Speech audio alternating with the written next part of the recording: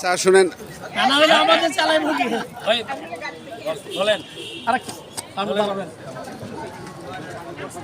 আপনারা অগ্রণী ব্যাংক থেকে পিকনিকে যাচ্ছেন। আচ্ছা, কোথায় যাচ্ছেন? সিরাজদি খান। আপনি কোত্থেকে আসছেন? সব অগ্রণী ব্যাংকের। না, আপনার হোম ডিস্ট্রিক্ট কোথায়? টাঙ্গাইল। মিরপুর থেকে আসছেন। মিরপুর থেকে আসছেন। আচ্ছা, জায়গার নাম জিজ্ঞেস করছেন, তার মানে আপনি টাঙ্গাইল থেকে আসছেন?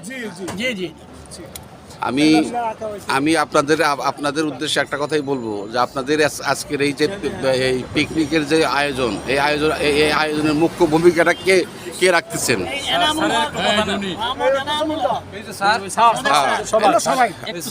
স্যার, আপনি কথা বলেন একটু কাইন্ডলি।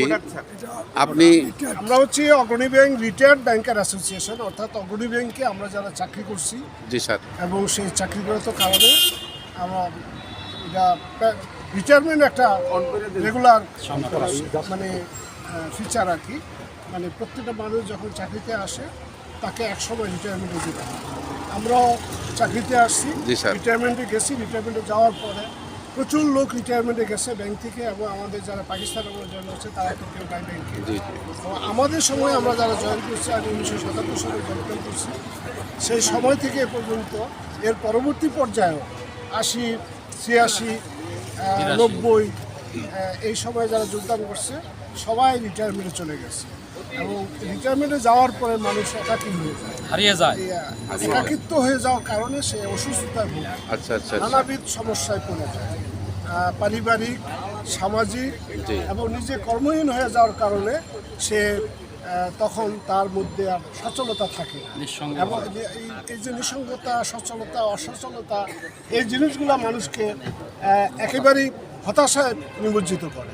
এবং এখান থেকে মুক্তি পাওয়ার জন্য একটা রাস্তা হচ্ছে মানুষকে সুসংগঠিত থাকা, এই দলবদ্ধভাবে থাকা, কোনো সময় মিলিত হওয়া, একে অপরের সাথে সংযোগ স্থাপন করা।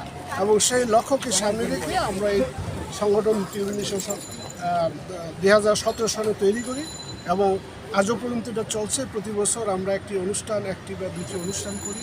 সেই অনুষ্ঠানের মধ্য দিয়ে আমরা অনেকেই মিলিত হই। আজকে যেমন 400, আমাদের প্রায় 600 সদস্য সংখ্যা আছে। লিমিটেশনের মধ্যে সদস্য।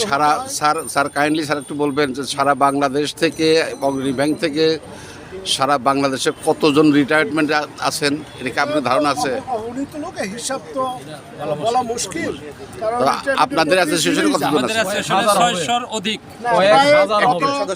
সদস্য হওয়ার পর থেকে প্রায় 50 জনের মতো লোক ইন্তেকাল করেছেন। আচ্ছা। আমরা তাদের বিদায় আত্মার মাগফিরাত কামনা করছি।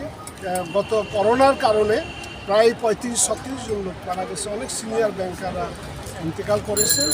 তো আমরা এখন যারা আমরা আছি, এর মধ্যেও থেকেও আমি হয়তো একদিন চলে যাব।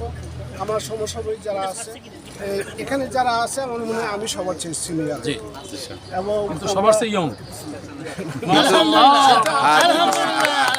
এটা আপনাদের দৃষ্টিতে, আপনাদের দোয়ায় হয়তো বেঁচে আছি। আপনাদেরকে নিয়ে আমি চলি সার্বক্ষণিক। আপনাদেরকে নিয়ে আমি চিন্তা করি। আমার একক কিছু না। গতকাল আমি যেখানে আমাদের এই স্পট, যেখানে আমরা এই বাৎসরিক মিলন মেলাটা হবে, সেখানে গতকাল রাতে গেছি, এবং সেখান থেকে আসার পথে 3 ঘন্টা রাতে জ্যামে আটকে ছিলাম। রাত 11টা, 11:15 বাজে বাসায় আমি ঢুকছি। স্যার, একটা কথা জিজ্ঞেস করবো স্যার কাইন্ডলি। স্যার, আপনি এই অগ্রণী ব্যাংক থেকে এই কোন পদবি থেকে আপনি চলে আসছেন, রিটায়ার করছেন? স্যার, ডেপুটি ম্যানেজিং ডাইরেক্টর হিসেবে আমি 1977 সালে ব্যাংকে যোগদান করছি। জি স্যার।